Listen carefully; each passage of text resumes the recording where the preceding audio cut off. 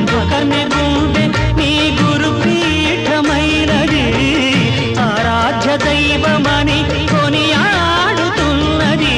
అంతకు మించిన భాగ్యమేదిరా బాబా, లేలే బాబా నిద్దురలేవయ్యా,